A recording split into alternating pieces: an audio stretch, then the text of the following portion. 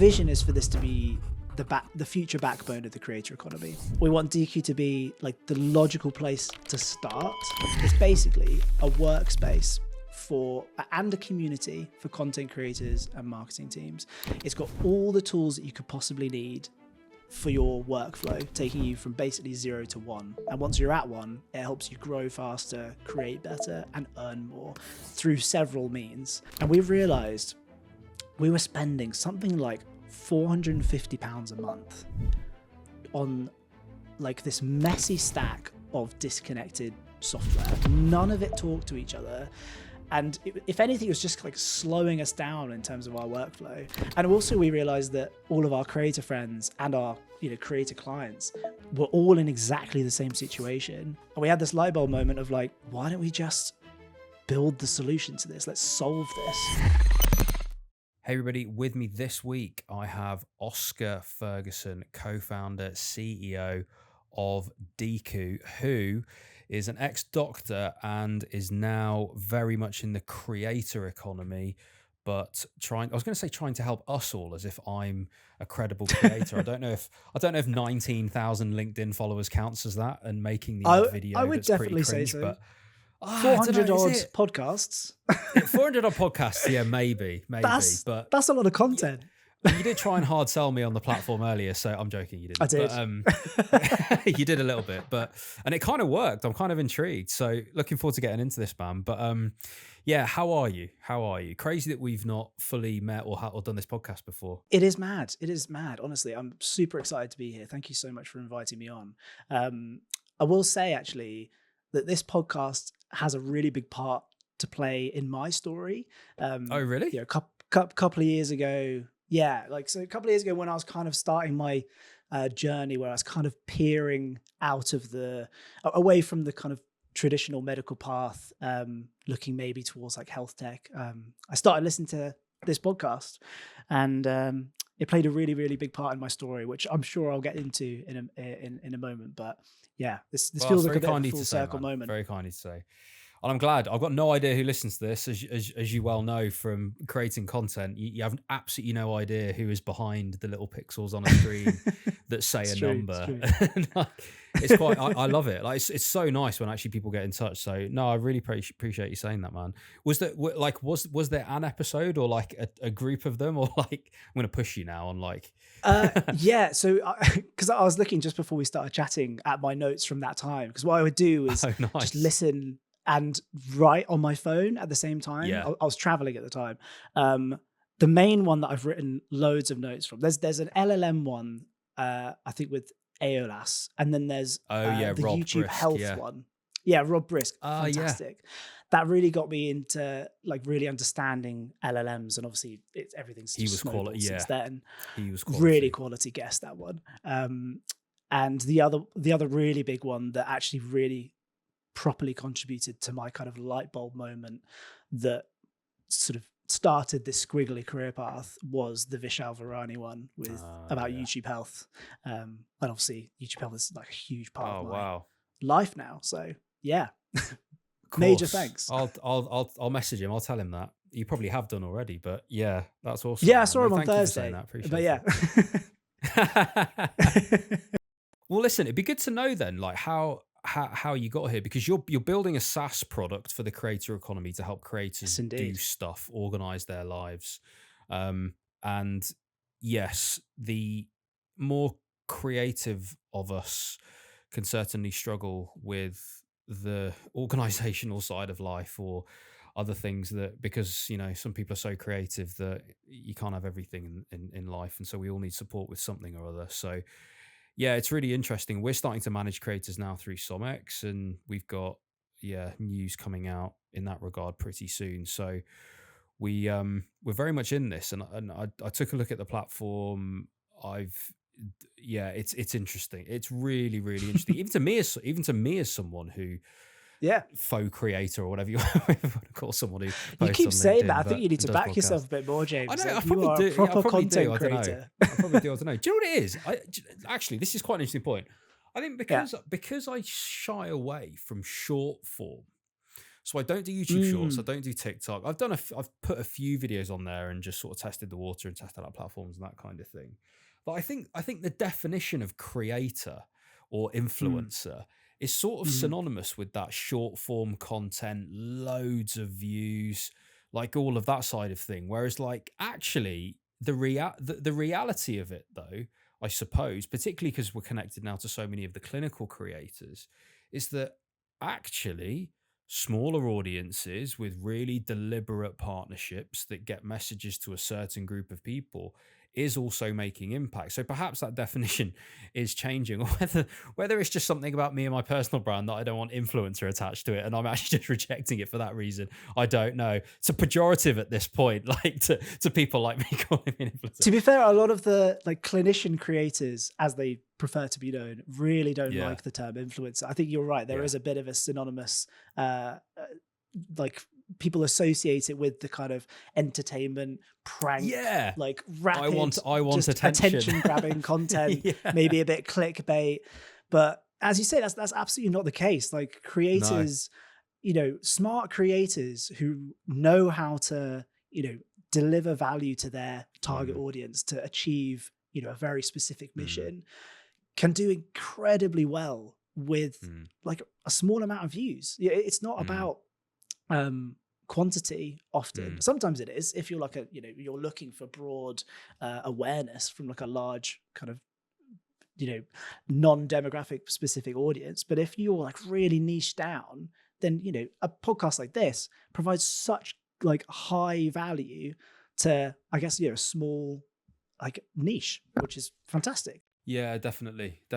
And it's that storytelling piece, isn't it? I actually think it's easier with long form like this to pace your way through a conversation, or just have a conversation. If you're used to it, or you do interviews, or you're a good conversationalist at a party, you might be all right at this type of thing because you can feel your way through a chat and it's not really a big deal. Actually, the skill of doing that storytelling piece in short form, I really respect it. I genuinely really, really, really respect it, because there's that thing, isn't there, of like, oh, sorry, my speech is 10 minutes long because I didn't have time to make it any shorter. It's true. Like it's easy to do the long thing. It's actually much harder to get all the information across, or to get enough of it that makes the impact, and, you know, find the needle in the haystack and get rid of all that hay. You know, that's a really tough job, to get a video down to 15-30 seconds. But I digress already. I know we're going to talk about a lot of this stuff because this is very much I have so much to say just on that point about short form and long form. Go on then, let's finish this, and then I'll get your backgrounds. People know who the hell you are. At this point, they've got no idea. Yeah, who is this guy who's just can't stop talking about content strategy? Quit his job in medicine to just talk about it all day. I will say, like, on long form, actually, like a theme that's kind of come up with a lot of like creators and clients that we've worked with recently is about like the value of long form versus short form. Obviously, short form is fantastic for like broad awareness, using that, you know, discovery algorithm to find lots of new people. But the value of long form, you know, something like this, or, you know, for those that don't know, obviously long form is the sort of landscape videos that we typically see on YouTube that are like 10, 15 minutes long, sometimes 4 hours long. The value of like someone who's sat and watched your video for a really decent amount of time, not just like, you know, scrolled through TikTok or Instagram Reels. I think the value of a follower, like a subscriber on YouTube, is something like 6 to 10 times the value of like an Instagram follower or a TikTok follower, because they have, you know, taken the time to really get to know you. They're much more likely to trust you and, you know, move down that kind of marketing funnel to potentially advocate for you and like tell their friends about your channel, and, you know, maybe subscribe to your newsletter or purchase your product, all these things. So long form is the highest value, but short form definitely has its place in that, you know, awareness sort of funnel to move people towards long form. Yeah, definitely. It's actually one of the reasons I really like audio, is because the audience is so loyal. So unbelievably loyal. Yeah, completely. And it fits into people's routine, whether that's on a commute or doing the ironing, or if anyone irons anymore. I don't know why I said that, but Like, I've not ironed something in like 10 years. I don't know why I said that. I ironed for the first time today in like a year. Did you actually? Yeah, I'm not kidding.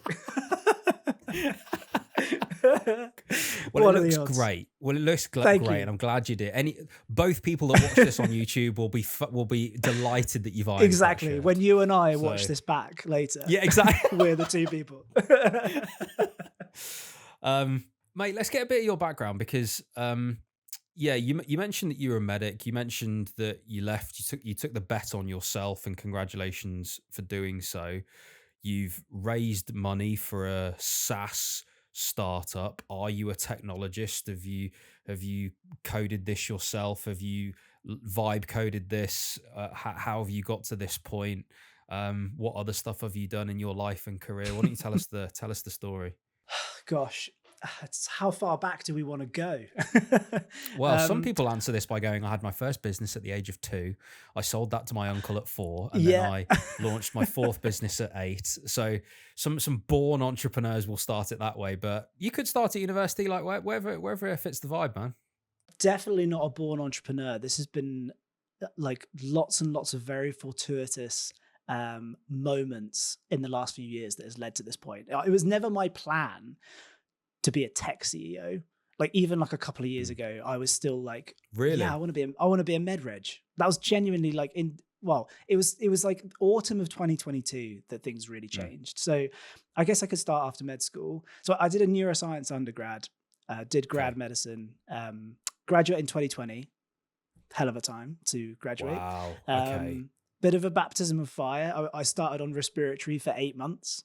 And then yeah, in 2020, goodness me. Oh yeah. It was it was really, really, obviously really rough time. But I really enjoyed it. Enjoy is not the right word. I was gonna say, was it like? And there's layers to this, right? Like, of course, as a human, you can appreciate it's bad for humanity, but at the same time, you're in this privileged place, aren't you, where you can actually help, which is very satisfying. Yeah, even as like an F1, like a first year doctor, I was really doing a hell of a lot of the work and a lot of the conversations, and a lot of my days. I mean, obviously with your medical background, you'll know all of this, but a lot of what I was doing was looking after wards full of people on 15 liters, top the maximum oxygen, and I'd go around and I'd do arterial blood gases, and then I'd call ITU, and then we'd have to make the decisions about who was suitable for ventilation and who unfortunately was not, and then I'd have to call their families and have those conversations. And yeah, enjoying's not the right word. I think that I think I felt a lot of relief and satisfaction when I realized that I was actually really quite good at that. Like my communication skills were good, and I really felt like I was having a really good impact through that whole really nice. year or two. Like I think for a lot of med school, I was really actually quite scared of being a doctor. Obviously, you study really, really hard. You have all your clinical placements and things, but I think the reality of actually like being on the ward, making those sometimes life and death decisions, even as a junior doctor, really frightened me. So actually just being thrown in at the deep end and just realizing through the act of just doing it that actually, okay, I'm quite good at this. And, that was, like a really big moment for me. And that's when I actually thought, I think I just want to do medicine. I want to be a med reg. But obviously that completely changed 2 years later.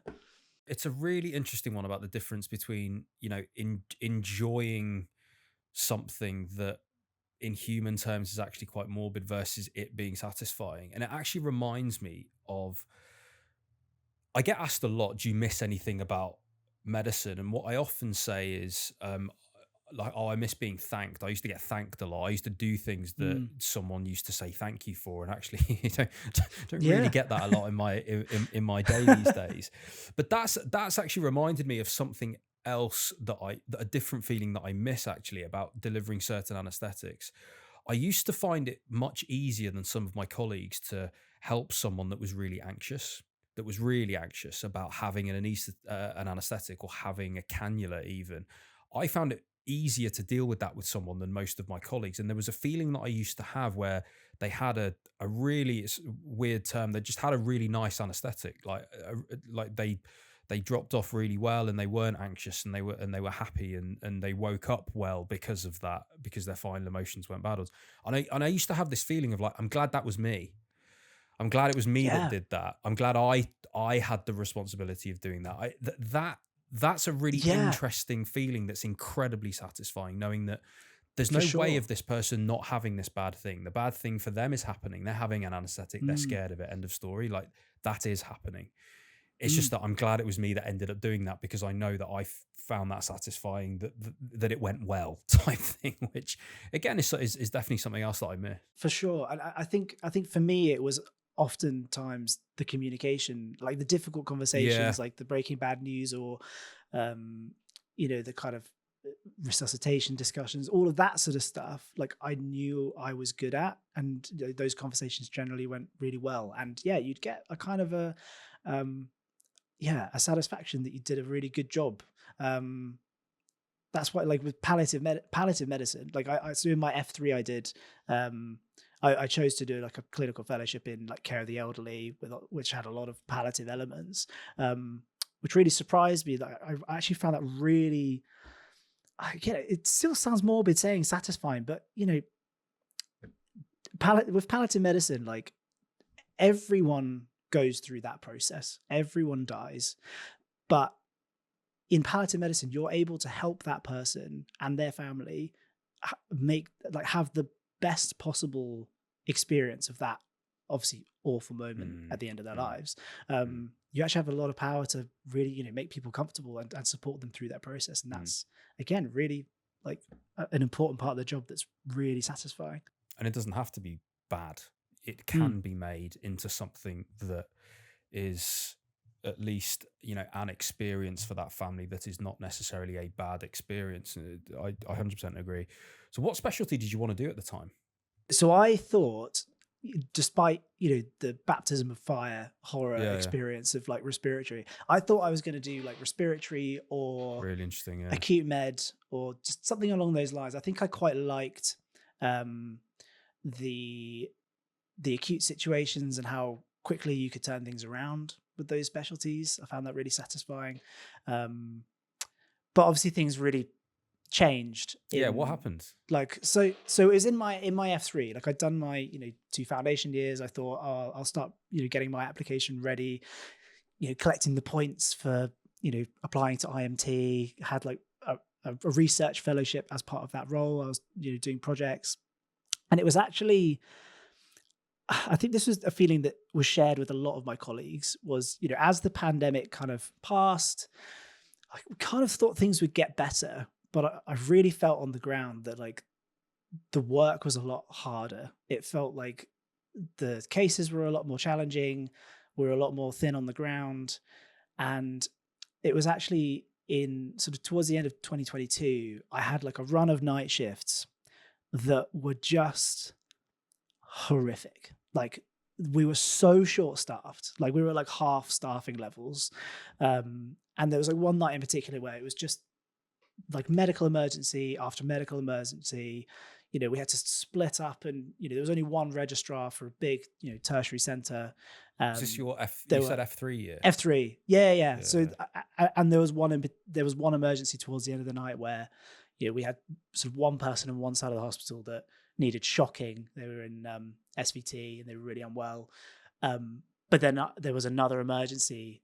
So I was like, I'll go to that emergency. And I turned up, and it wasn't just an emergency. The person was dead, and they didn't have a red form. So I had to, obviously, then turned into a cardiac arrest. And it was just horrific. And I came away from that shift, and actually it took me a long time to really recover from that moment. Obviously, I reached out to a lot of my peers and my supervisors and had lots of, conversations. And I think that's when I was really thinking, that's when I started thinking, what is my place in the NHS in the future? Can I really see myself doing this for a long time, when actually things seem to just be on a bit of a downward trend in terms of like each shift just feeling worse than the last. And I'm glad that happened because, I wouldn't be here today, like doing what I'm doing now, because that kind of, realization then triggered me like making a LinkedIn and starting to look at, I just thought, I'll just get a job in health tech. Obviously I was very much like at the top of the Dunning-Kruger curve of like maximum confidence, zero knowledge.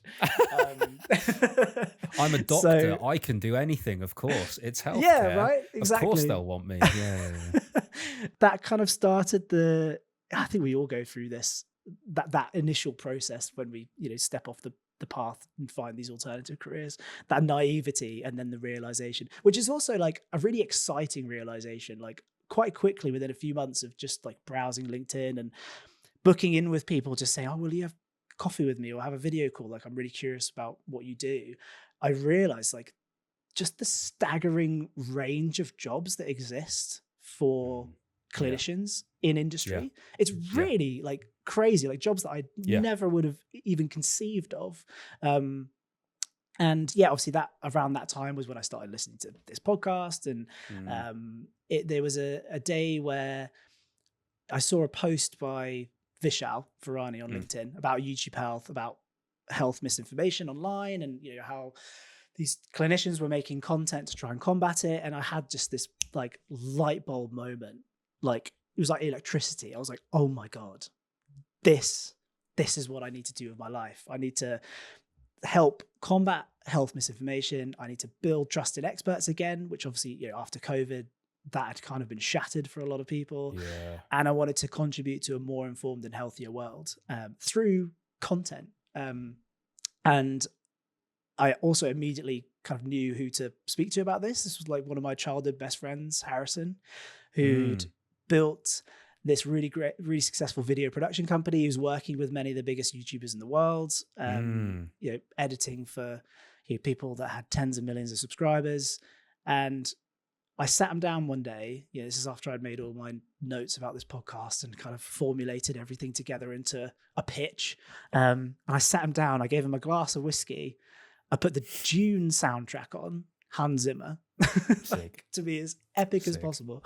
Absolutely. And I just pitched him this idea, like, mate, can you like hire me into your company as your health content director, teach me everything that you know about content strategy and video production and what it is that actually gets views, and let's work together to upskill healthcare professionals to actually make content that can, outperform the misinformation and actually start building trust again in healthcare professionals.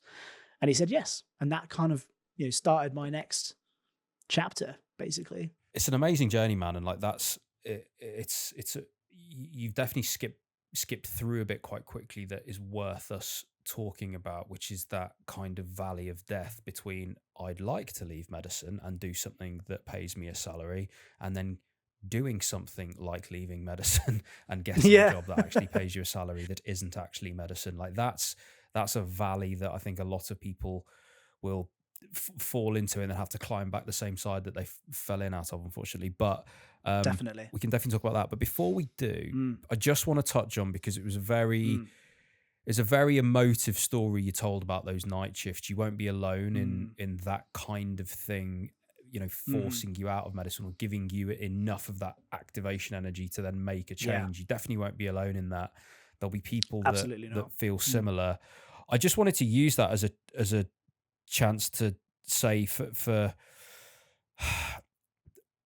when it happened to me, I had some neonatal night shifts that are very similar. I then had an A&E or ITU night shift that I spent mostly in A&E and felt somewhat similar.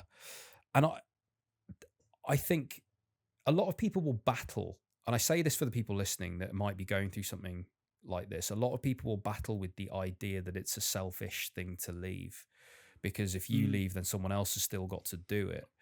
And I really want to just make the point that in my mind at the time, and I don't know if you feel similar, it's kind of why I'm bringing it up to maybe chat about it a little bit, but I thought there is absolutely no way that these problems are going to be solved internally by me here. It might as well be someone else doing this.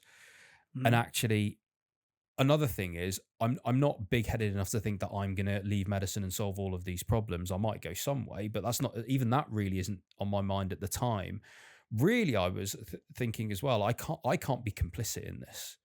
I actually can't be part of this system because of how it's affecting me mentally, because I was a worrier, and I'm happy saying that now. I was a sensitive guy. Like, I was worried about, I was the person that rang the on-call at 1 a.m. when I was sat bolt upright in bed going, oh my God, I didn't check those bloods and I should have checked those bloods.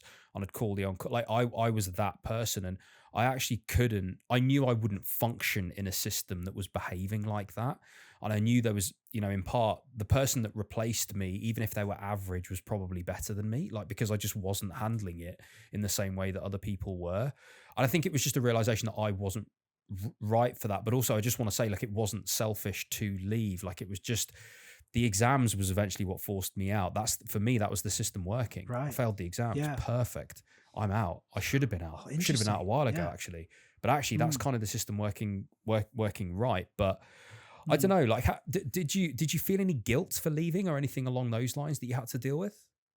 Yeah, I mean, to be fair, so I officially quit medicine in August this year. So only a few months ago. Wow. I actually was part-time for a couple of years, partly to do with, I think there was a bit of fear around, salary and, paying bills and just natural things like that. But definitely there's a lot of like guilt, and there's also a lot of identity wrapped up in like being a doctor. We like, I think there's a bit of a sunk cost fallacy as well. Like, oh God, I studied so long for this. I did 8 years of university. I've been a doctor for 5 years. Like, there's so many different bits of emotion. But I think some of the things that really tipped it over the edge for me, one being just realizing that, I think it sounds like you experienced this as well, like realizing that actually the work I was doing, I found so physically and emotionally and cognitively draining. And more so, I think, even just in the last couple of years. So I did actually go into GP training for a year, just thinking, I could do that, be a portfolio GP, do tech stuff on the side, have a bit of freedom. But as part of that GP training, I had a lot of A&E shifts, and the kind of theme that the buzzword that kept coming up in my sort of trainee group was moral injury. Like, it's a really depressing thing to be such a theme, but there'd be so many days where we'd have more than 60 people on trolleys in the corridor in A&E. And some days there'd be people that were, under the lights of A&E majors for like multiple days at a time.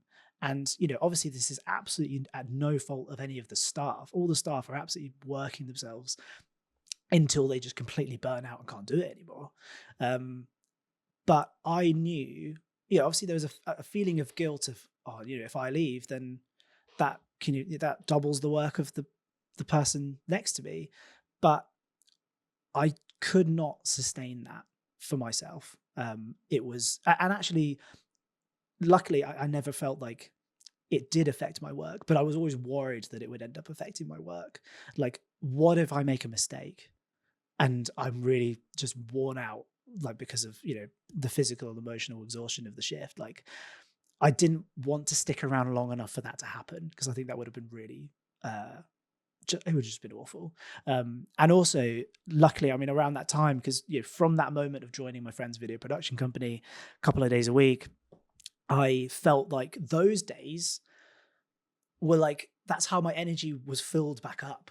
Like, I could just be creative and problem solve and work with these creators and learn, like filmmaking techniques and like interpret content analytics. And it was literally like my physical, emotional, and cognitive energies were like refilled, ready for them to be depleted again by the next medical shift.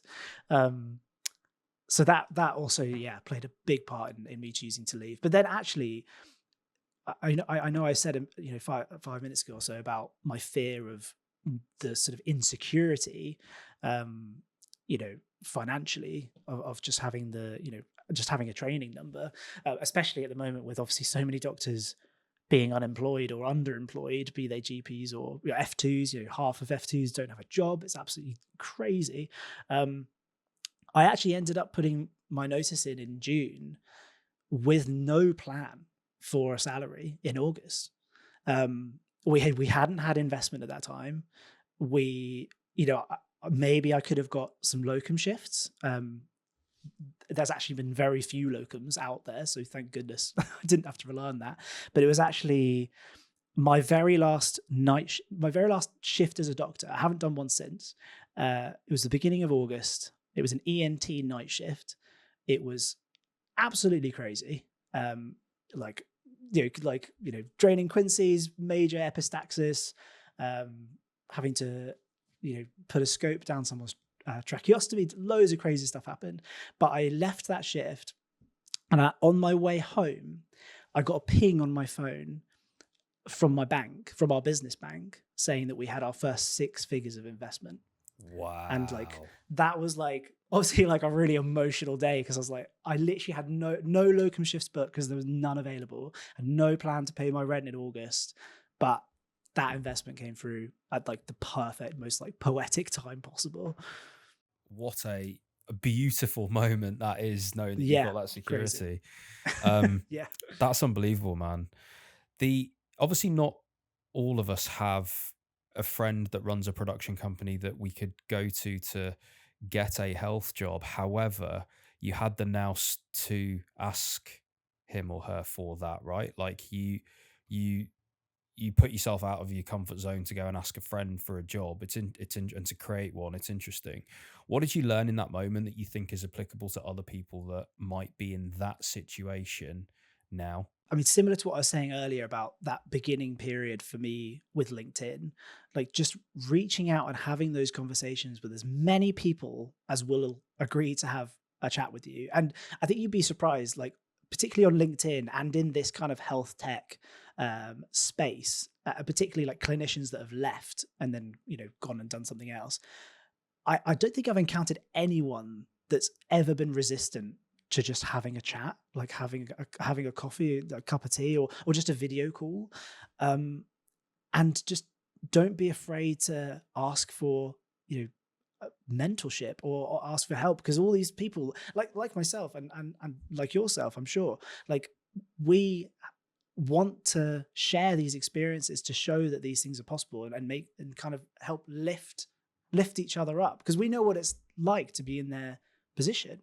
So I'd say, don't be afraid to reach out to as many people as possible and make asks, because the worst case scenario, they're just going to say no, but they'll have in their mind the question that you've asked of them, and they might then go to a colleague or someone else in health tech or whatever industry you're going to and say, oh, actually, I've met this person, they really want to get into health content, would you have a chat with them? There's no downsides to making these kind of asks of people. No, it's true. I also think as well that is a skill that has to be learned and developed, to put yourself out your comfort zone and get involved in the messy world of actual work. Because in medicine, we're just taught that conveyor belt, aren't we? Tick your boxes and move to the next stage. It's the real world doesn't actually work like that. That's not how. No, I say the real world. So that's I don't know. That sounds that sounds a bit rubbish. But I don't mean the real world. I mean everything else other than medicine, or so many things other than clinical pursuits, don't work like that. The world of work is very messy, and finding your place in it for who you are and trying to match who you are with what you do for most of your day, which is your job. It's a constant battle to try and iterate that and figure it out. And God knows it's a moving target, particularly for me. But definitely, you say real world, but it does feel a little bit like unplugging from the Matrix. Yeah, to be honest, stepping off the train track of medicine. There's a lot of mindset shifts that are kind of I had to go through as part of that process as well, which obviously I haven't touched yet. But changing your mindset around failure is such a massive thing that I know has been talked about on this podcast before. But that's something that a lot of doctors think that they need to do lots of qualifications and courses and all these different things to be in a position to even make an ask of speaking to someone. But that's really, really not the case. you can actually brand yourself into you can bullshit a niche. your way now. That's absolutely right. Yeah. No, just pretend you know it, or say that you do, or just don't bring it Fake up and hope they don't bring it up. And all these things are now in play, but it's because we're evidence-based creatures, medics, for sure, and we have a very high level of integrity. And so if we've not done something before, if we've not done a procedure before, we say, not to the patient, but to at least the senior, I have not done this before. If they ask, have you done this before? Absolutely. You don't lie and say, yeah, I've done 15 of them and they've all gone really well. That is literally what so many people will do in a sales call for a business. 100%. Have you done this before? Yeah, done it loads. Yeah, done it loads. Don't worry about it. And then you're like looking up what all the terms mean, and like you can't say that about an operation, like a surgery. You can't say that about a surgery. Like, oh yeah, I've done loads. Yeah. No, exactly. But again, that's just it's just a nice little quirk of how the actual world works. It is. But like the stakes are different. Like, in med school we're taught not to fail because you'll drop out, and that's horrendous. And if you fail as a doctor in practice, a patient comes to harm. That's horrendous. Whereas if you fail in real life, as you said, like in industry, you actually, as I've found over the last couple of years, where I've had many, many failures, like many times over, all of those failures, you end up learning from each of them. And actually, if you tracked them over time on a graph, it all trends towards actually, the right decisions, the right pivots, the right iterations. So actually, like, I really embrace failure now, which is so in stark polar contrast to how I was as a doctor, how I was trained to be. Well, no one's died, right? Not yet. There you go. Well, not from a mistake in content creation, although baked into that is obviously the integrity required to be a good content creator, but we'll come to that. Just briefly before we move on to everything that you're doing now, as a health content director, I think you said, for your friend's company who were producing videos for a lot of YouTubers and things like that. And you were doing that with the goal of tackling misinformation, at least from your perspective in your role there. What did that actually look like? What were you doing day to day? Because it sounds super interesting. Yeah, I mean, it was like fantastic, hugely formative experience. And obviously I wouldn't be here now had I not joined that company, and learning about content strategy, which has all been super, super fun. Basically, what I was trying to do was learn all of these essential skills that make these sort of more broad entertainment content creators successful. That actually what gets views, what builds a following, what builds a community.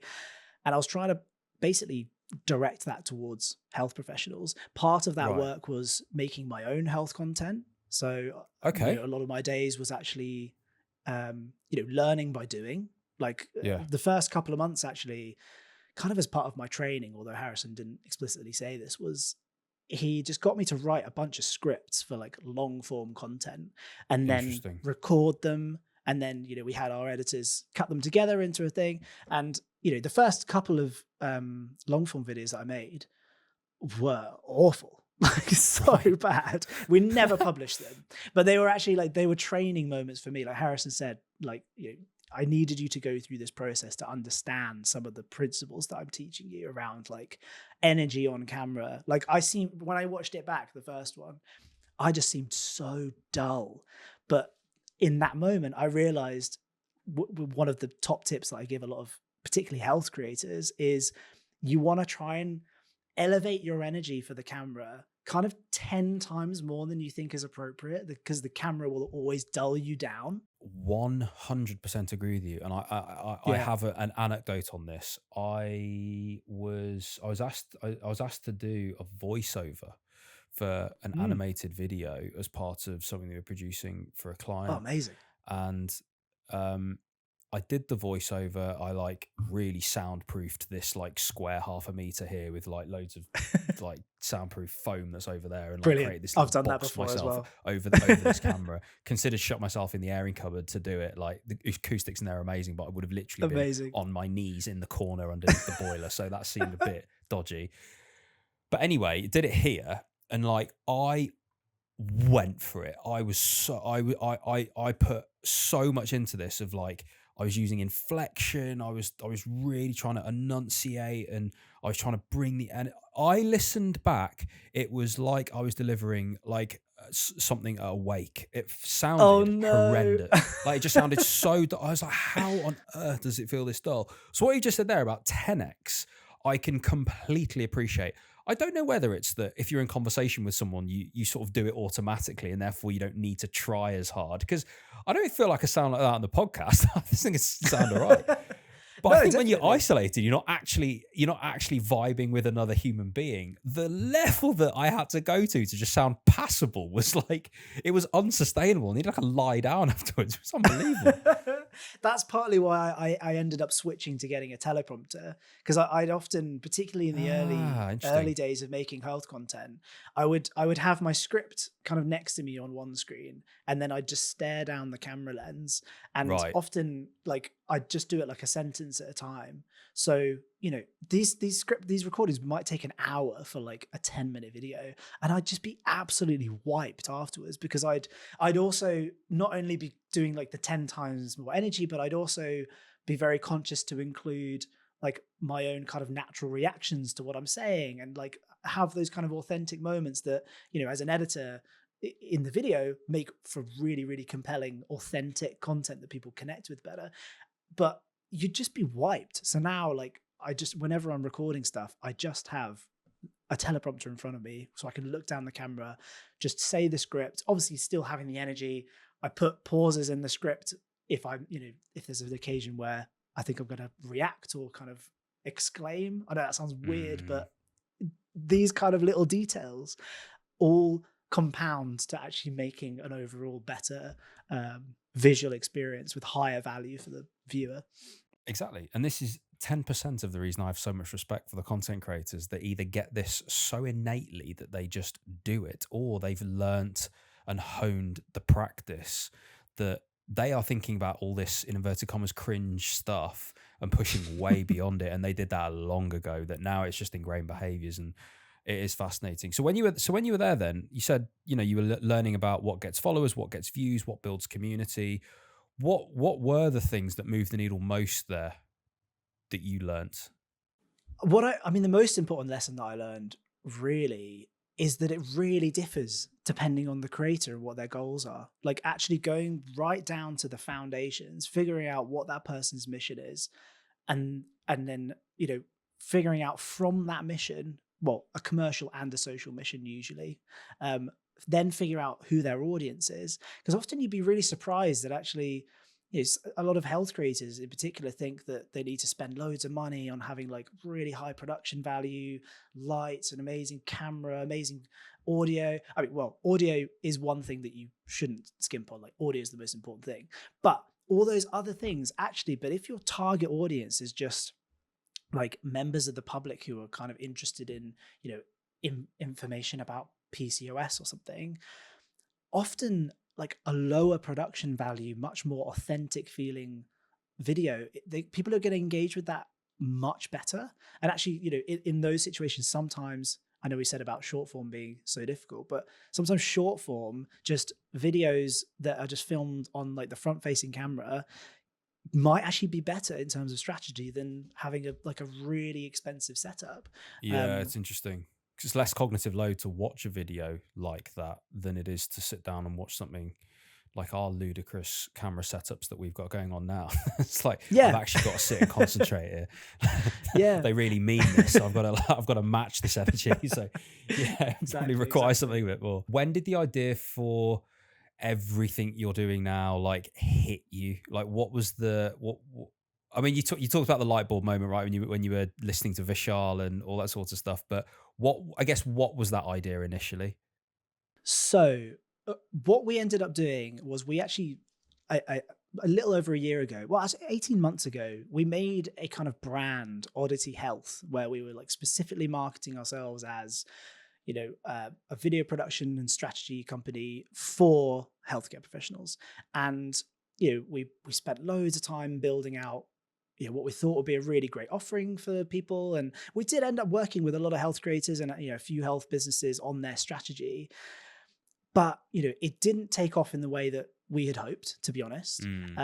And it was like July, August last year. We were like looking through our finances, and we realized we were spending something like £450 a month on like this messy stack of disconnected software. So we had like Frame, Notion, Google Drive, ChatGPT, Asana, Monday, like all the like this crazy stack of software. Like none of it talked to each other. Yeah. And if anything, it was just like slowing us down in terms of our workflow. And also we realized that all of our creator friends and our creator clients were all in exactly the same situation. Oh yeah, that's 5 of the 150 that we use. Yeah, definitely. Yeah, right. Like it's absolutely everywhere. Like the whole creator economy is kind of balancing on a crazy stack of tools that are costing tons of money and just wasting loads of time. And that's when we had a light bulb moment where we were like, do you know what? We can solve this. Like this is a problem that we can see all of our friends and all of our clients have, and we know it because like this is a pain point that is our own. And we had this light bulb moment of like, why don't we just build the solution to this? Let's solve this, because this is a massive pain in the butt for people. So we started by building like our own video review system, and then we were like, oh wow, like this is way better than what we were paying for. And then we built like a media storage system, a chat system. How did you build it? Was this computer scientists or was this? So luckily, Harrison, the same owner of the video production company, taught me everything. He had become quite proficient with building software. Like a lot of it was like his like development force was enhanced with AI, but he had a good understanding of like the fundamentals, which is like really important for vibe coding. So we were able to actually produce like some really decent stuff like quite quickly. And then I did my first keynote at Google like October last year, and like I showed it. I literally just showed like an Illustrator mock-up of the dashboard to like a room full of creators, and everyone was like, when can we have this? Like we like, interesting. Is this available soon? So that was kind of like the validation that we were like, okay, we're really onto something here. And then basically we spent the last year building that out, and we've actually ended up creating some really revolutionary features that aren't available anywhere else in the creator economy. Hence why we've managed to raise a bunch of funding and interest from content creators. Quite a few content creators themselves have invested in this product now because it's solving their own problems, which is super exciting. Knowing someone that can build software, knowing someone that can vibe code themselves to an MVP and then either tidy it up or rebuild properly once they know there's traction is amazing. That seems to be like almost a new form of, okay, that's what the CTO is, or that's what the CTO is doing. Let's get to MVP, let's show them something, and then let's either get rid of the tech debt and build it properly, or actually this is tidy up a bull from where we are and blah, blah, blah. And then the power of the company is really in the distribution and things like that. Now, I think there's a really interesting position that you have in the ecosystem, obviously, as an ex-doctor, ex-content creator in some regard yourself, and then actually almost academically understanding what makes good content, which is the tools of their trade. So you're understanding to a very large degree what they're going through on a day-to-day basis because you've lived it yourself, and then you've dealt with the experts. You almost know their whole journey from beginning to end. Is this something that you see as relevant for their whole journey? And is this relevant to every content creator, no matter how big they are? And I guess my follow-up to that is, what story are you having to tell for fundraising here? Because it must be somewhat of the latter for a market size big enough to, well, it depends who invested in you, whether that's angels or venture or whatever. But yeah, link those two things for me. Yeah, I mean, so we've built this product.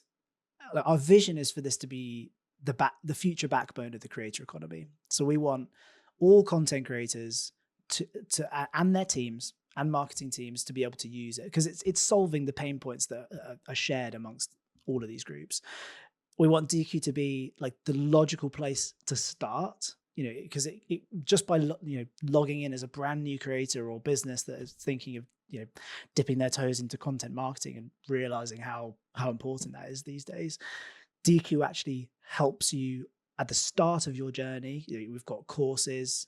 We've got a strategy planner. Oh, interesting. Okay. Yeah. So the courses are actually available for free. So actually, even now, if you search Deaku, you can claim your username and just start taking our courses completely for free. Deaku for anyone that's listening that can't be bothered to. Yeah. Exactly. Thank you for that. And so I should really explain what Deaku is. It's basically a workspace and a community for content creators and marketing teams. It's got all the tools that you could possibly need for your workflow, taking you from basically 0 to 1. And once you're at 1, it helps you grow faster, create better, and earn more through several means. Obviously, we're basically taking away the need for 13 different apps and just putting it in, all into one space.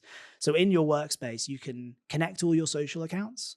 You can use our AI strategy planner to actually figure out how to achieve your mission, what audience you should be targeting, what kind of content you should be making, how to make it. And our assistant is also, so it's trained on all of our production training documents from the video production company. So it knows all of our kind of trade secrets of like what content strategy works and what doesn't. And it's also context aware of everything that's in your workspace. So it knows your individual like writing style, it knows how your videos are performing.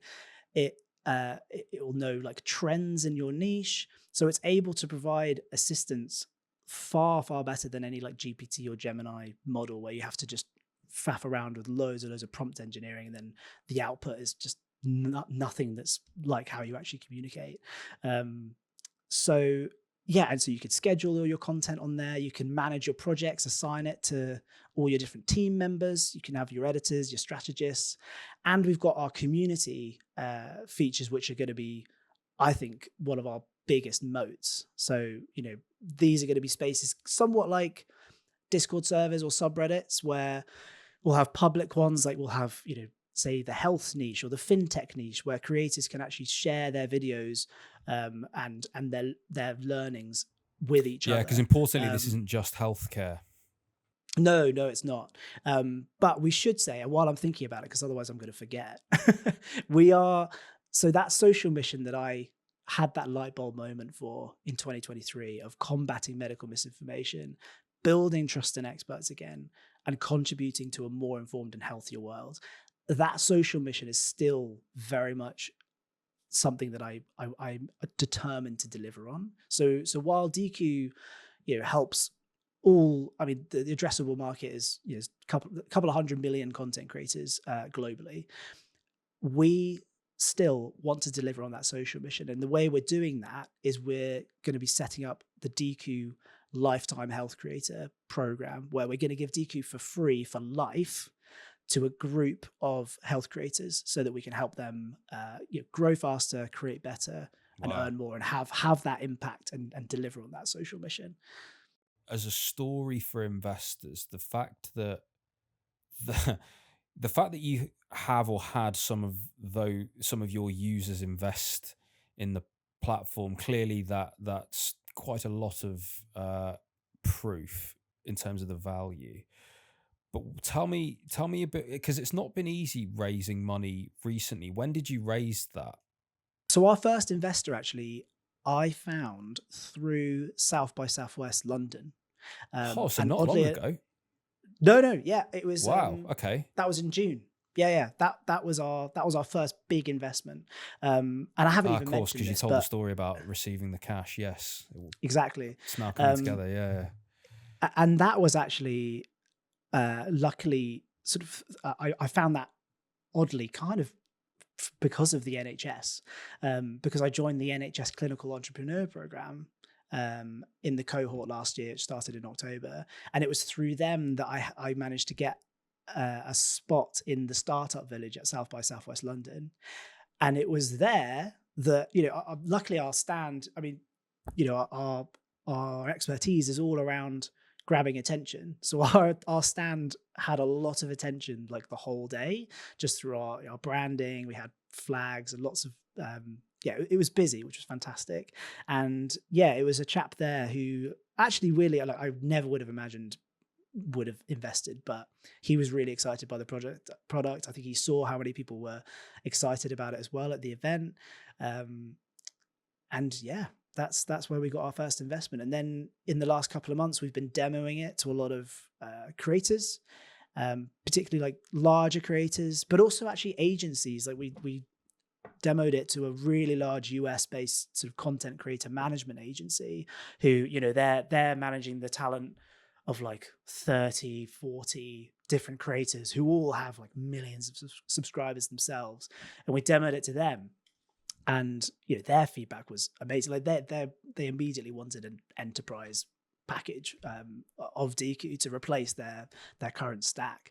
And as I say, these content creators, like, we weren't actually demoing it to them to try and get their investment. We actually just wanted their feedback to, you know, on the platform, what they think and what could be improved. But yeah, two of these guys who, like, their combined followings is nearly 15 million followers. We finished the demo and they just said, like, are you still open to some more investment? Like, we really believe in this, which is amazing, because obviously they validate the product by using it. Like, they're in the system testing it out with their team, and they're going to promote it for free to like all of their 15 million style, isn't it? Exactly. And we've got lots of meetings over the next few weeks with, we've got a meeting with the strategist behind, I don't want to say the name, but someone who's involved with channels that have hundreds of millions of subscribers. Like, we're demoing it to him very soon. And yeah, it really feels like it's starting to snowball now, especially as we're looking at launching our early access just in a few weeks now. Can I ask a slightly challenging question about Sure the speed of AI's progress? And this is built for the now. Have you got an eye on what the future is in terms of, and there's a few different moving parts here. There's content creation, there's media broadly, there's AI and what the product might need to be. There's other competitors that might have different things. And I guess, do you think about all of that in how you're building this and where your moat might be? Because I guess the human first thing as well is becoming, I don't know, that's almost becoming a thing, isn't it? Of like, actually, where does the human fit in, and that being a differentiator? And it's something that we've never had to consider before. But now where people put the human in is becoming more interesting and stuff like that. So yeah, do you think about the future in all those different parts? Oh, very much. Yeah. So we've got a couple of philosophies around AI that are really core to our structure at Deaku. One being that we are a human creator first business. We want to, one of our core missions obviously is to help people earn more with content creation, and we would be doing a disservice to the creator economy professionals if we replace their jobs by putting AI video and audio generation into our platform. Like, we're absolutely not going to be doing that, because we want the talent of editors to be just boosted and superpowered by Deaku rather than replaced. I think it helps that we're such a big part of like the content creator community, with YouTube and Instagram, TikTok. So we can see the growing sentiment around AI, which is generally, I think, quite negative, particularly the generative AI in video and audio. Like, there's a lot of concern about that. Obviously, we also have in the back of our mind, like we've said this for a couple of years, that I don't think it's going to be stopped. I think we are really heading towards a time where, on your video streaming platform of choice, Netflix or whatever, in a few years' time, you could just go on that and just say to it, can you just generate me an action movie where I'm the protagonist and, I'm fighting this politician or something like that. And it would just generate it, and you'd have an 1.5-hour movie, and it's, the visuals and the audio are all like actually mixed really well. And that's all AI generated, but it's there's no human touch. It's just AI slop is the term that's going around, and you can see with Sora 2, being released a week or two ago, that's immediately gained the name Slop Talk, where it's just a non-stop algorithm of just AI generated content that's purely designed to grab your attention. I think honestly that is, I may be wrong, but I really think that the interest in that is going to go, because people are so in this kind of attention economy. I think people are really mindful that their attention and the time that they have to spend is actually a finite resource. So people are being really careful about where they spend their time. Obviously, there's so many different platforms competing for people's attention, so many businesses competing for their attention. But I think people are becoming much more discerning and judgmental and picky about where they choose to put their content. And I'm seeing in various niches that people are actually starting to tag things saying human made. And I think people are really seeing the value in that. So I realize I've just been monologuing for a few minutes, but I got really loads on this, man. I got loads on this. I can rescue you. Don't worry about it, because I've been following this a lot, as you can expect.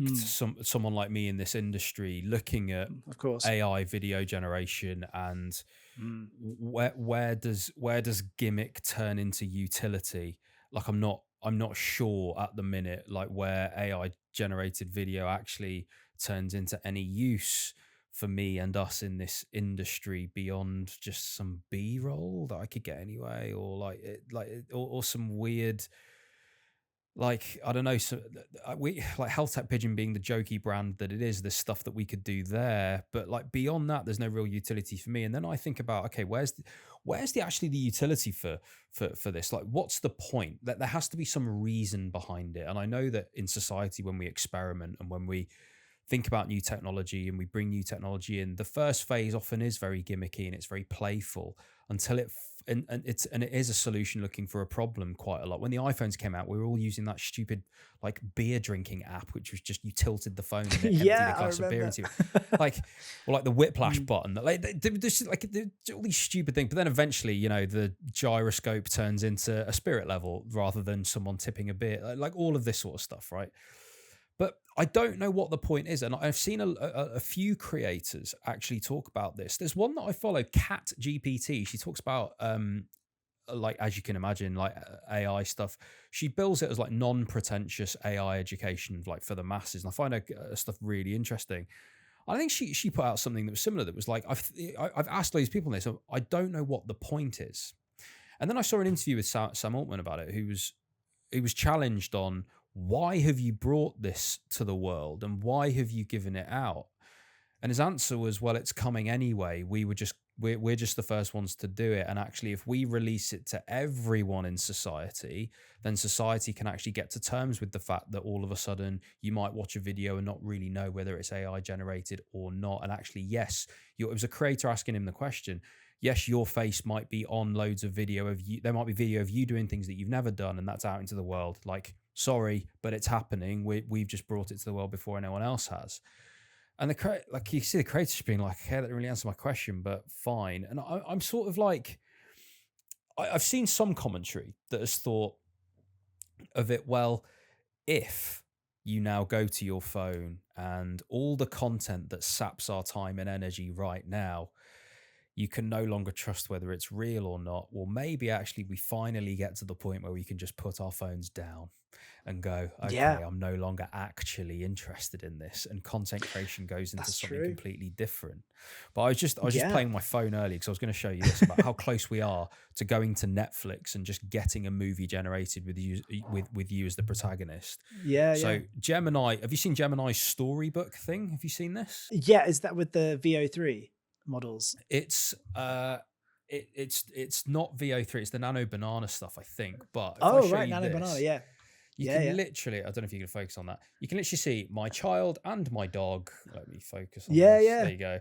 Child and my dog. And there's a whole storybook of their adventures. Like going on holiday. Like, it's unbelievable. it's unbelievable, like how it's just generated all of this and text. The step for that to become a video is just upload the things and press make me a video. Like it's so that's close. so it is here, and that was generated in seconds. It's a really tricky one. Like I do think, certainly in the state that it's in at the moment, really, like most content creators' goals are going to be something around building a community, right? And I think trust and like authenticity is so essential for that to happen, that and I think at the moment we, as you say, are kind of distrusting of AI generated content. I can't really see how you could actually, build a community without that human touch. I mean, I know that, already we can see so many channels. I mean, there's loads of channels, and there has been for a couple of years, that are just only AI generated content, and just AI generated medical content that's misinformation, which is, a whole other conversation. And, like I remember, so last year in a different talk I gave at Google about like health content and, why we need to be making health content. I put a video up that I literally opened TikTok, and this was the first video that came up. I had 5 million views. It was, AI generated voice, AI generated B-roll. And it just said like, drink this tea to cure your uterus of all disease. And then, went on for like another 60 seconds of just absolute AI slop nonsense. But all the comments were like, obviously a lot of them would have been bots, but people end up believing this stuff, which is obviously, it's harmful in many cases if people are actually taking these things seriously. And where does the responsibility live for you? Do you think it's responsibility of the platforms? Honestly, I think partly. I think a lot of the platforms are waking up to this. I think YouTube has kind of led the way with this, with their like YouTube Health program, and really setting out their policies and starting, introducing the health shelf, where they're, promoting search optimized health content higher up in the search. There's still a long way to go. I've seen misinformation, actually mostly AI generated misinformation content on YouTube recently. So it's still there, but then, I think Instagram Reels are slightly less ahead of the game. But again, Meta does have their kind of clinician creator outreach, as does TikTok. They've got their own health creator community where they at least seem to be opening these conversations with genuine clinician creators to explore how they might be able to improve. I'm going to one of those events, I think in November. They've got one coming up or something. But is that the winter TikTok thing? Yeah, I'm going to that as well. Oh, I'll see you there. I'll see you there. Nice one. But it brings something up of like, what's the point of content creation as well? Because I think for so many people, it's if you're getting 5 million views or likes, etc. Like if it's likes, God knows how many views you're getting, but then you're in the, you're in the creator fund, and then you're making a bit of money. You might make a couple of grand a month at that level, but very, very, very, very few people are actually going to make that sort of money. So there's 200 million content creators around the world. Like I'm not sure, like that will be a very weirdly shaped graph of how steep it gets towards the end of, it's a very, very high peak, I imagine, of the amount of money that you can make with a very long tail. So it sort of starts out breeding the question of like, what's the point? And is everyone a content creator to some extent now? If you just put a couple of LinkedIn posts out, and is it one big sliding scale? And therefore, do you really have to consider like, what's the point of content creating? But I know that, I don't know. I know that you've said before that people content create for the wrong reasons, and you probably learned a lot about that with what you've seen when you were working at the production company, of like what that very high peak looks like. But how do you view it now in terms of clinicians in health and people in healthcare that want to content create? They might have a view that it makes them money, but they might not. But how do you view the purpose of it?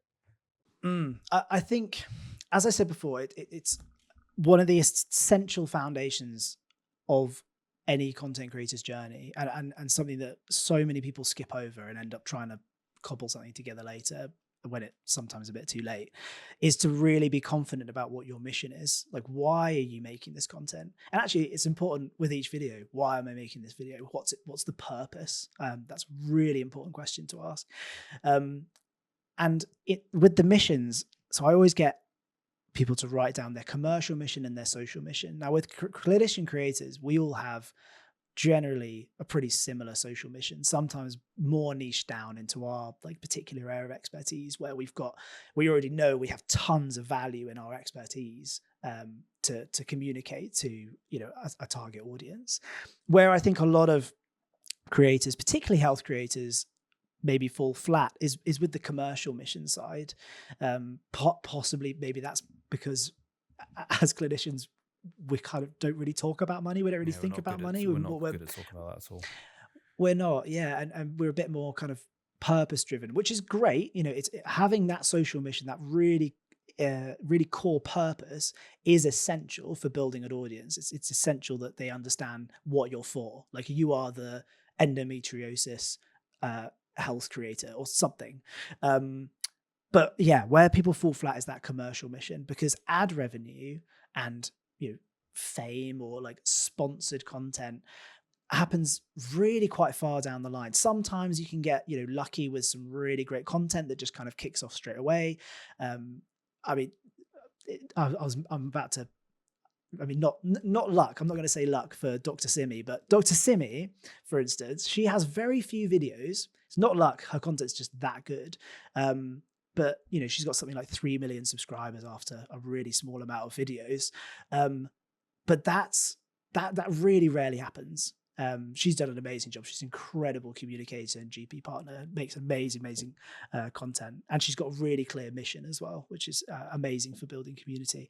But the commercial mission is so important. And, you know, I think we mentioned this earlier, but, you know, having an idea of like just a basic marketing funnel of how you're going to, if you want to, turn that content pipeline into something monetizable is so important, especially because content creation takes a lot of time. And, you know, once you get to a certain level, it can take quite a bit of money in terms of, you know, hiring people and, you know, the actual admin involved. I mean, that's a problem that Deaku is solving. But having a marketing funnel where you can either, you know, pull some of the audience from those short form platforms towards, you know, your clinic or a newsletter or something else that's actually, there's a plan for where you might be able to earn a bit of revenue that isn't just reliant on ad revenue, is really important. It's so true, because I think a lot of businesses, well, yeah, a lot of businesses will think about this the other way round. There'll be a business already, and then they use the content creation as a means of starting a marketing funnel. Creators are afforded the privilege of doing that the other way round. They can build the audience. They already now have the distribution. So then it's a case of, well, who have I got this distribution to? What would they pay for that I can offer that makes the world a better place whilst I'm doing all of that? That's basically the list of questions that you've got to answer, because you already own the distribution. And I think in some way, I don't think I came from one way or the other with that. I think they both happened at the same time, because I already had this podcast. I was already at the back end of doing accelerators and jobs and all that sort of stuff. And then the two things sort of married up of like, well, I'm recording with so many health tech founders that I might as well just ask them, like, how are you doing for, you know, comms, marketing, PR, design, all this sort of stuff? And do you need anything? And so, I sort of monetized at the time 10,000 followers into a £1 million revenue business or whatever. Like, so incredible. Because when you've you only need 10 of the right followers in my model, and all of a sudden you're making like that sort of revenue, right? So again, that's the thing. You don't need millions of followers if what you're selling is a high ticket item. So yeah, that's Definitely. the thing. Do you find that people are aiming for big followings more so than they need to be? Do you think that's a pattern, or do you think that's reversing now? Do you think people are waking up to this I'm a micro influencer intentionally? No, I think people are still chasing the follower count, and, you know, will go to any means necessary to try and chase that follower count, which is not the right approach. Like, you know, a lot of people chase virality, and, you know, virality actually in many cases can actually be a bit problematic. Like, I'll give you an example of a couple of creators that we were working with at the video production company. One had something like 5 million subscribers, say, and they'd had a bunch of like viral hits over the years. It had 40, 50 million views, and their average view count on all their videos was actually only like 250,000. Whereas there was another creator who had like 500,000 subscribers and hadn't had that many viral hits, but hadn't really ever changed their sort of content recipe and what their content was about. They were pulling in 500,000 to 1 million views per video because they were so much more consistent, and the algorithm had a much better understanding of who to serve their content to, like which audience would value that. And obviously they were making much more money than that creator that had many, millions more subscribers. So I think actually sometimes the follower count, and I see this interesting, I see this on LinkedIn as well.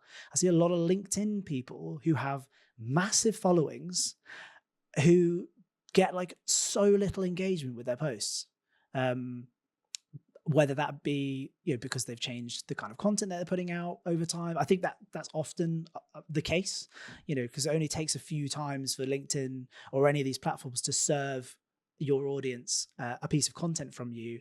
And if you change that over time and they don't engage with it enough times, LinkedIn will just stop showing you that content. And that's when you get these ghost followers or ghost subscribers who are just contributing to your account, your follow account, but providing no value to your engagement or actually to your mission.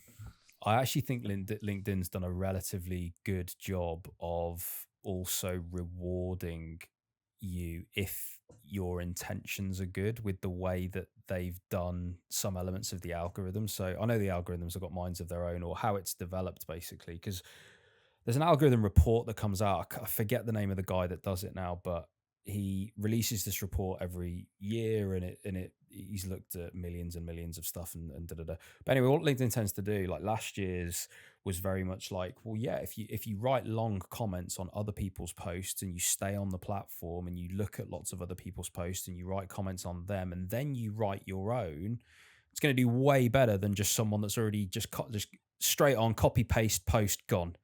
And actually it's rewarding someone that it's if you look at it, because I remember putting a LinkedIn post about this, or someone did, that was complaining about, like there's so much to think about now. I've got to go on the platform, I've got to comment on 3 posts, and then I've got to post my response to it was just, if you're a giving member of the online community, you don't need to think about any of this. They've just found a way to reward you for doing that actually, if you're browsing the platform and being productive and chatting to people and do that kind of thing, that's what's being rewarded. So it's not as if this is a list of things you need to remember. Like really, you just need to focus on being a good online community member, and most of this is taken care of, so don't worry about it. But I kind of like that side of things. Definitely. I mean, fundamentally, that is the goal of all these platforms. Is just to keep you on the platform for as long as possible, so that it can show you more ads. That's like the most basic requirement. But obviously LinkedIn themselves, like I've been to workshops run by their social team, and their goal is to obviously be delivering as much value as possible to their audience to keep them on that platform, and that's why they're promoting people who engage well with others and write posts that are kind of adding some value to the people reading them, whether that be kind of insights into their industry or something new or information or entertainment. All these platforms are exactly the same in that sense. I think it's an interesting one with content creation, isn't it? Because it seems quite often chasing followers and being obsessed about your own metrics and watch hours and all this sort of stuff, it can become a very individualistic, self-interested, self-promotional activity that can end up feeling quite hollow, I imagine. And that's in direct contrast to the people that are doing it for the right reasons. And I know that multiple times on this you've said about finding the actual reason you're doing this and being clear on that. I think that is so important. When I wrote down here, like, what dream is being sold. And I think on some level, the dream of a content creator is being sold of millions of followers, and you can charge this for a post, and there's all this travel and there's all the things that you see on Instagram. It is a dream being sold. And I think that has to mature now into, it's a mechanism to deliver some impact that you want, or it's a mechanism to get what you want commercially at this kind of level, because that matches what you're able to talk about and the audience you can follow. It's a far more nuanced conversation, I think, that isn't the millions of followers is available to absolutely everyone that gives it a go. It's probably not. I mean, you're probably destined to not do that if you're a certain like type or in a certain place in life or whatever. But I think a lot of it also, for a lot of just the creators that I know, is actually the creative fulfillment. It's coming back to what I said earlier about, my days where I was doing content creation and strategy and stuff, my energy levels would fill up.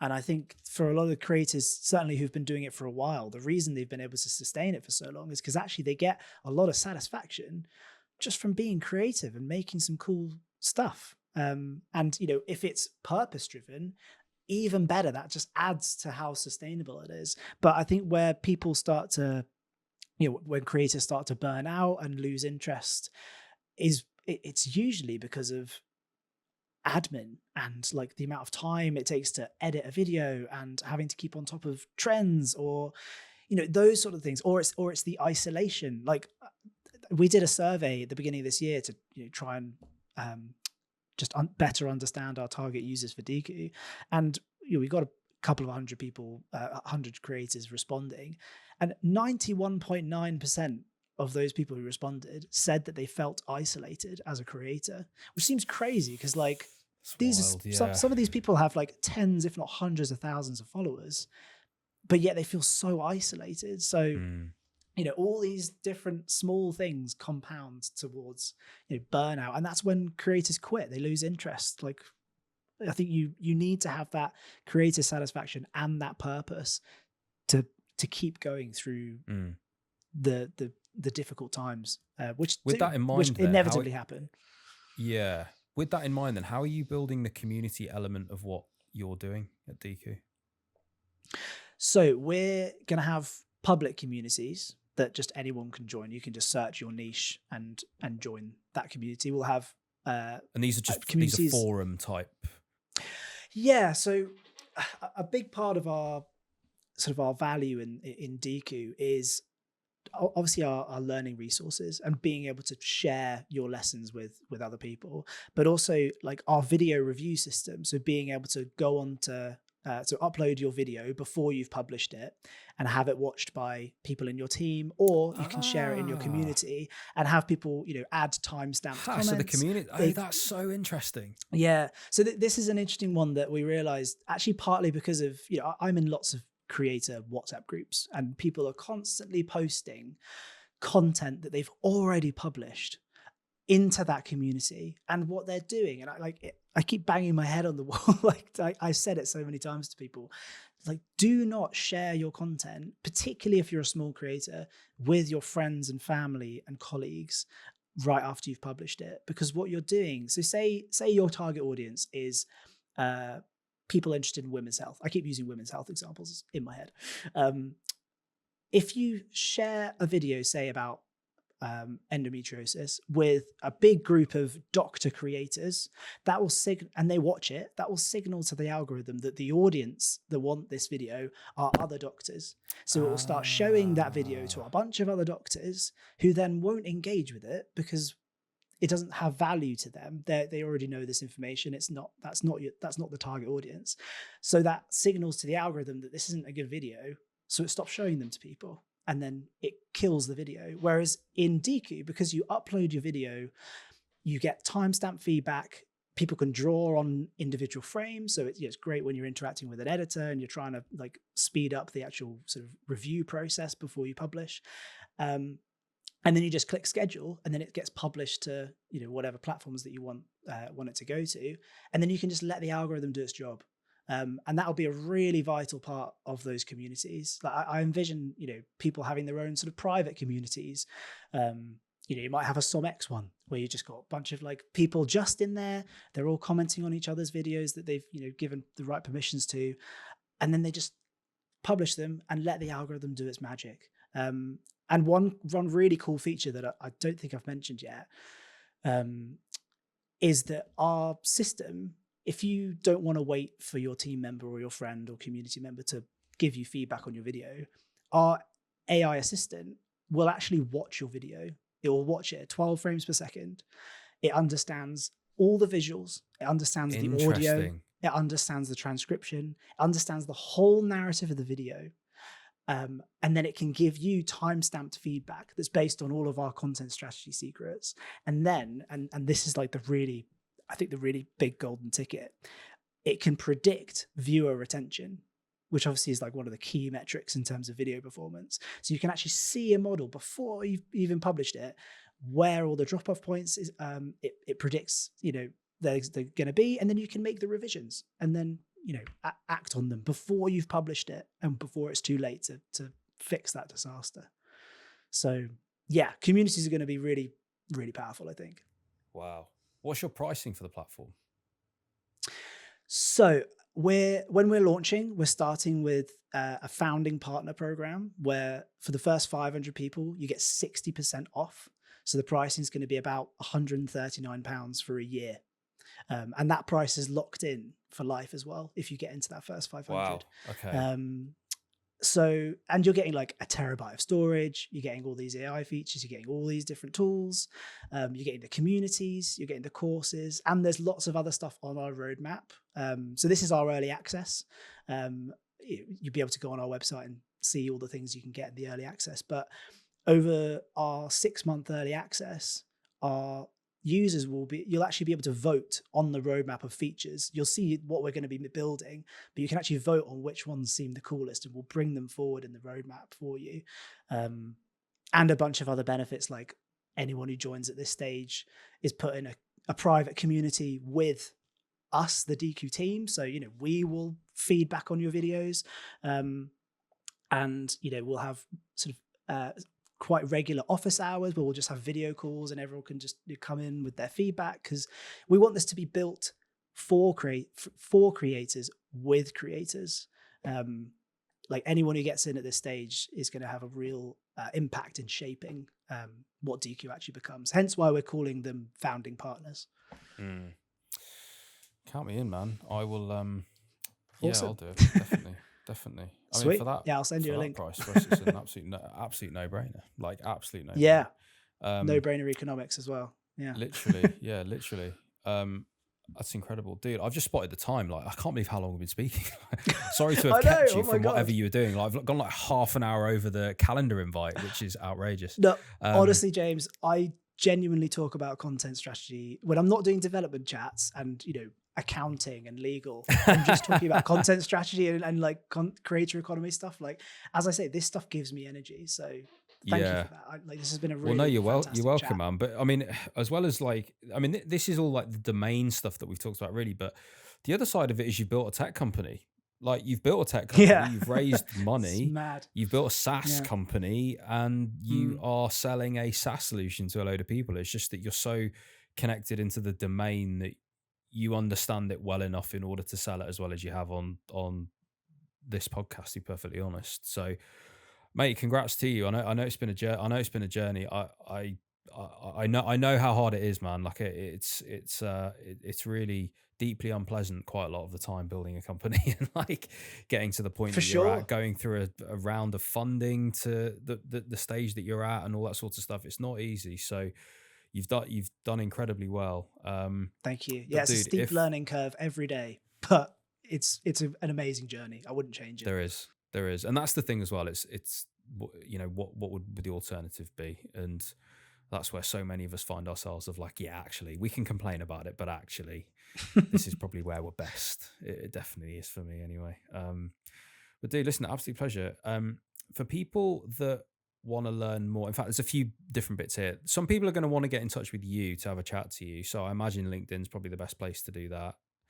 Definitely. I have so many chats every week. It's like I said earlier, like I am one of those people that just loves talking to people about their ideas, and particularly clinicians that are looking to, maybe they're a little bit earlier in the journey to me. Like I have probably 5 to 10 of those chats a week. So reach out to me on LinkedIn, just, DM me and we can book in a chat.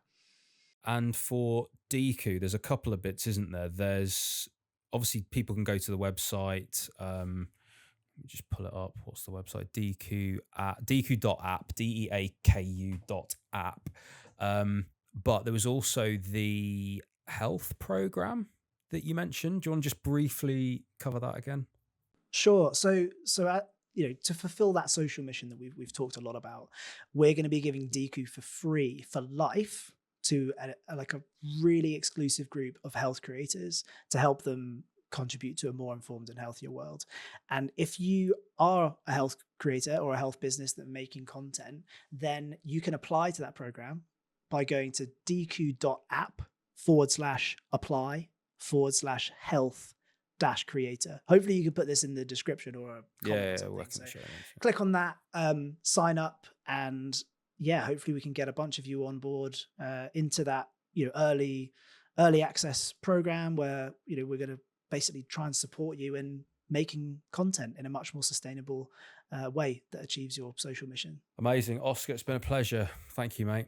Likewise, James. Thank you. It's been fantastic. Hopefully I can come again maybe in a couple of years. When I'll be hopefully I'll still be doing the same thing.